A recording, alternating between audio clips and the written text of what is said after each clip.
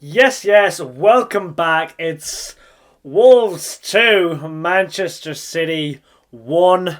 First proper defeat of the season. Of the Premier League season, sorry. Or just the first defeat of the Premier League season. Two losses in a week. Newcastle at the week, in midweek, the Carabao Cup, which we kind of forfeit. No, we didn't forfeit. We got beat fair and square then. Beat kind of fair and square this time. Unfortunate things happened. A lot of things went wrong. Game to forget, but yes, before we get into it, make sure you hit the like button. Helps other City fans find the channel. Subscribe if you're new around here. And yeah, Meltdown Part 2. Let's get into it. So, 2-1 like I said to Wolves. Before the game, what am I thinking? Let's go through the thoughts from what I'm thinking before the game. I see the lineup, and you know what? I'm excited by this lineup. We've got... well, for a start, just it jumped off the map. There was so much drive, energy in this team. The only thing that was missing was a little bit of a technical control, which I kind of stated in the preview. I'm pretty sure I just touched on it. I had a brain fart, and I just didn't really. I'd forgotten Bernardo Silva was out for the game, out for a period of time. I just forgot about him. I thought he would be back to bring in a little bit of control. Which you can see by Pep's substitutions at half time. But like I said, even when I predicted the team, I thought there's a lot of drive in this team. You got Kyle Walker, you got Manuel Akanji, Nathan Ake is, well, no, not Nathan Ake, but then you have a double pivot of Kovacic, who's more in the 6, Matheus Nunes, Julian Alvarez, Phil Foden, Doku, Holland, all players that can drive with the ball. With maybe a little less technical ability or technique and pausa like your Rodri's, like your Bernardo Silva's, like your Ilkay Gundogan's of last year. He would have been perfect for today. I'm not going to slate the new guys, some of them perform badly, but they shouldn't be taking on this responsibility at such an early stage, like being thrown in all together. The Kovacic, Nunes, these are new guys. It's a completely new midfield. Nunes, Kovacic, Julian Alvarez. That is, none of them started in our midfield last year, put it that way. So never mind them all playing together at the same time. But yeah, I was kind of excited for it though. I'm not going to lie. I said it in the preview on my last video that I thought this team is exciting. It's got so much drives, just entertainment-wise, but it just didn't go our way. And you know Wolves, you know how their football style is like. It did not help that we went behind so early to an own goal. It did not help that we went behind so early because, like I just said, we know Wolves' style of play. They will happily camp behind the ball and counterattack to tremendous effect, to be fair to them. We got to give them credit. Pedro Neto had a game. He had a game to remember against the champions Manchester City. In turn, Nathan Ake had a game to forget. What very bad performance from Nathan Ake. He knows himself. He's came out, said it himself. He's to look at himself in the mirror, judge himself. He knows he had a bad game, but I'm not going to compound on Ake for it. He's great. He's a great player. Everyone has a bad game. Apparently, Ruben Diaz was a bit furious that the forwards weren't clinical enough, but we conceded 2 goals. If the defense holds up their end of the bargain and keeps a clean sheet, we've already scored a goal. So I don't know what he's on about here, especially when he scored one of the own goals. I don't know if he can be the one piping up, because we conceded 2, we scored 1. The defence were really the ones that didn't do their job. Maybe, yeah, we didn't break down Wolves. Well, we didn't break down Newcastle well either, but we didn't break Wolves down very well. Doku was almost just our main source. The responsibility was thrown on him as well, which was nice to see. He didn't lose his confidence when he didn't go past his player once or twice. He did try, keep going. I still liking him. But these new guys, Nunes, Kovacic, Doku, the responsibility shouldn't be on them this early, but the fact of the matter is, it is, because injuries and other players not stepping up. Players like Erling Haaland, Phil Foden. Phil Foden's kind of not having the best of seasons, you know. I did say Alvarez was kind of having the season he's supposed to be having, especially in that midfield slot, and Alvarez was the one who got the free kick goal. He scored. So Phil Foden's he's not had the best start of the season, let's just put it that way. And if Jack Grealish gets into any bit of form, you might see Jack Grealish on the left, Jeremy Doku on the right. It's whoever's going to play the best. That's what Pep has said. Whoever plays the best gets the shirt. So you may see Phil Foden dropping in and out here and there because he's not really performing. Erling Haaland, he's got to...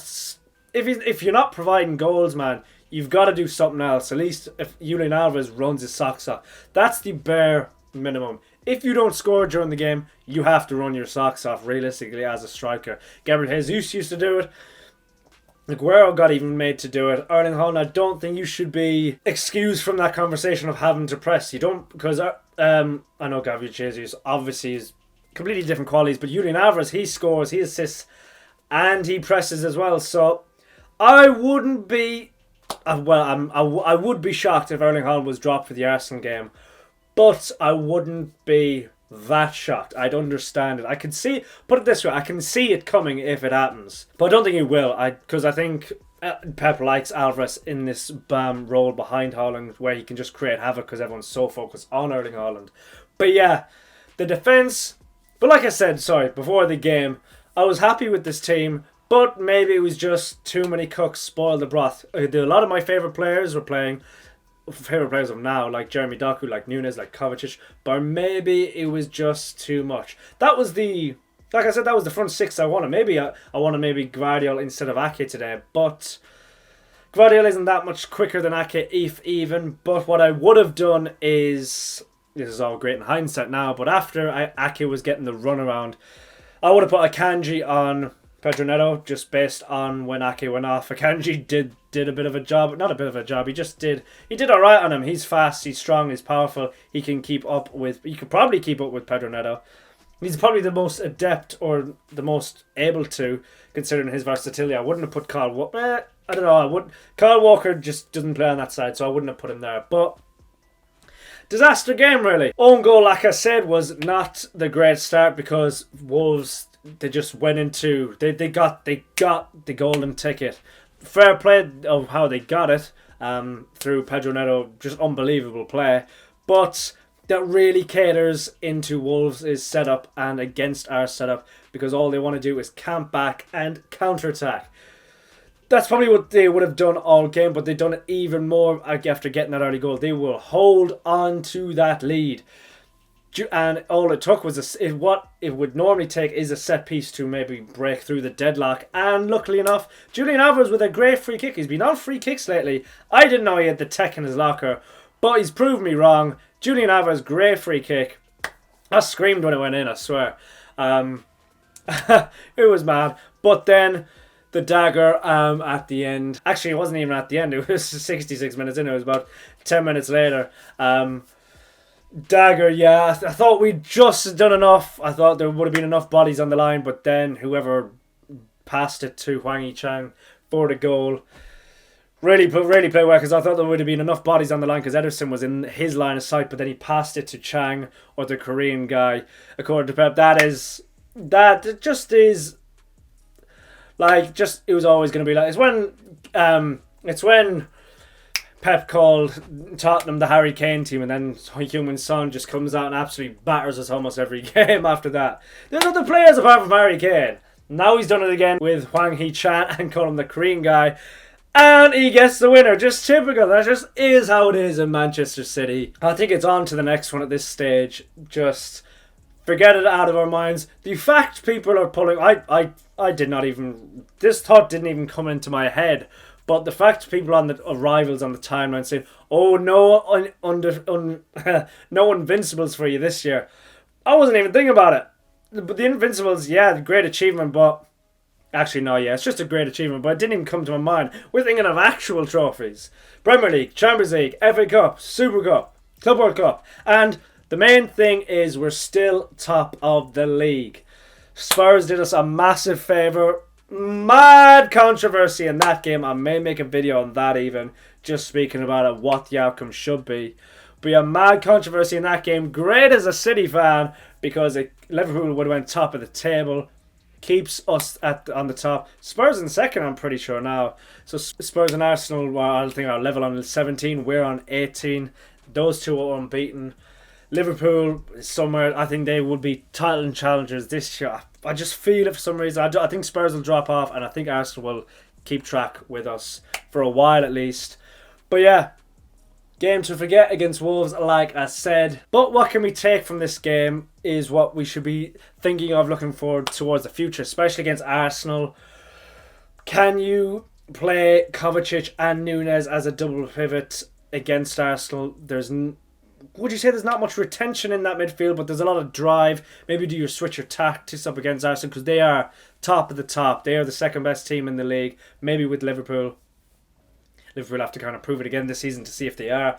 But hopefully Bernardo Silva's back for this game. If he is, and you don't play him against Leipzig, you just start him again against Arsenal, because you need a bit of technical security in there. John Stones, who knows when he's back? There's never a return date with that guy, because he just...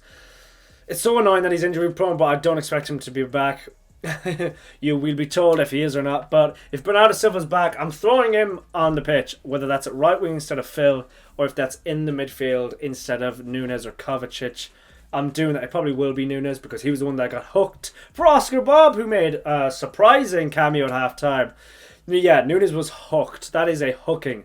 For Oscar Bob, that seems a strange one. He did look comfortable when he came on, but then didn't really do anything after the first 10 minutes or so.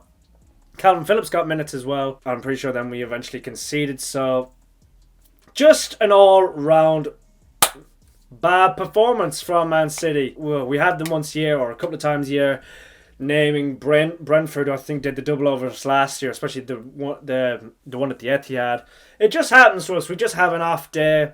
It's always counter-attacking teams as well that get us silly mistakes like an own goal or something stupid, and it always happens every year. But if we go on to win trophies, everyone will forget this. But that's not the mindset we should be having. If we win trophies, we can forget about it. No, you've got to learn from this performance and make sure you win the trophies. You can't just brush it off as in, we see at the end of the season. No, see it now. Learn from the mistakes and get better now. So yeah, hopefully that will happen. Pep will be on the dugout next time. And yeah, let's see what happens against Arsenal. Leipzig is actually the one that's up next, but in the Premier League, let's see how we go against Arsenal. I might do a little preview for that as well. I don't know, with all the games coming thick and fast, but Arsenal is up next on the agenda for the Premier League. And boy, is that a big one. Top of the table clash. It's at the Emirates. Yeah. I'll talk about that in a future video. But Leipzig is next. It's actually good that these games are every 3 days now already, so we can get another result out of the way and hopefully get the win and forget about what's gone previously before us. Because that is 2 losses in a row now. Newcastle in the Carabao Cup, Wolverhampton Wanderers in the Premier League. We need to get it out of our system. We need to get it, and we need people scoring goals. So I think... Actually, do you go strongly in? I don't really even know. I think you should drop one of Haaland. I think Alvarez probably gets dropped this game because he's played the last couple, and Erling Haaland didn't start the Newcastle Carabao Cup game. So I think Alvarez might actually get a rest. Maybe that's a chance to see Phil Foden centrally, or Doc on the right side with Jack Grealish coming back in, or Bernardo Silva coming getting some minutes somewhere. And Rodri! Actually, we see Rodri back in the fold. Thank goodness, thank God, because we need that guy back. I'm assuming he's just going to come back and show us what we've been missing, bar the temperament that got him the red card in the first place. So I'm expecting... Right, I'm just going through the 11 right now. I'm expecting Ederson to retain his place. Wouldn't be surprised if Stefan Ortega came in. Doesn't bother me in the slightest. So, right back, we're going to keep going with Kyle Walker, although he'll have to play against Arsenal, so... Will he get rested for this one? I don't know. Rico Lewis might even play right back. Actually, I'm going to go Rico Lewis right back. I'm going Ruben Diaz centre back with Manuel Akanji. And I'm going Josko Gvardiol on the left side. We've obviously got Rodri in the middle of the park. And then we've got... I'm going to go Kovacic partnering him in midfield. I'm assuming this is on the absence of Bernardo Silva. If Bernardo Silva's back, I'm replacing... No, I'm not replacing him. Kovacic can play the first 60 minutes, then Bernardo Silva can come on. So yeah, Rodri, Mateo Kovacic.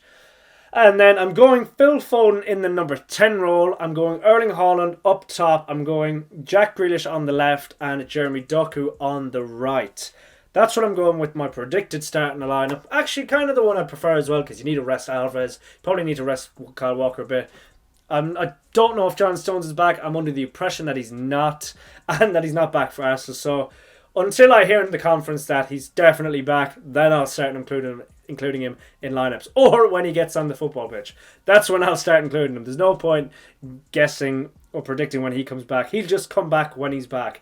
No updates. But yeah, RB Leipzig is up next. What am I saying? Actually, I wonder how Dani Olmo's reception, or will he get a big hug off Pep or things like that. Do you know how Lucas Paqueta got a big hug off the coaching staff because he was supposed to come in the summer? Dani Olmo was linked as well. Maybe we might see something we can go mad over for no particular reason, even though he's not coming in the future. But yeah, that'll just be a nice little moment. But I'm gonna go with it's in Leipzig as well, which we don't do as well away. We were so much better at home. Just look at last season. It was a draw against Leipzig. It was a draw against Bayern. It was a draw against Real Madrid. But then we were just so much better than them in the home games. It's just a little bit weird. We're obviously just so much better at home than we are away. But I'm going with 3-1 again. I'm going with us not keeping a clean sheet because our defence just doesn't keep clean sheets at the moment. And I keep predicting 3-1. Maybe I should just not predict 3-1 so we actually win a game. No, I'm going 3-1 anyway. I'm going Erling Haaland brace and a Jeremy Doku assist and a Rodri goal to really show us what we've been missing. But yeah, that's my prediction for the Leipzig game. Let me know your thoughts and predictions in the comments below. Is the Wolves game just a game to forget?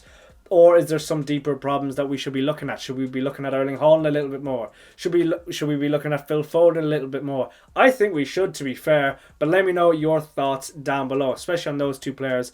Just like I focused on Grealish and Phillips the previous video. Yeah, let me know those thoughts down below. And as always, don't forget to like the video. It helps other City fans find the channel. Subscribe if you're new around here. And I shall see you next time. Peace.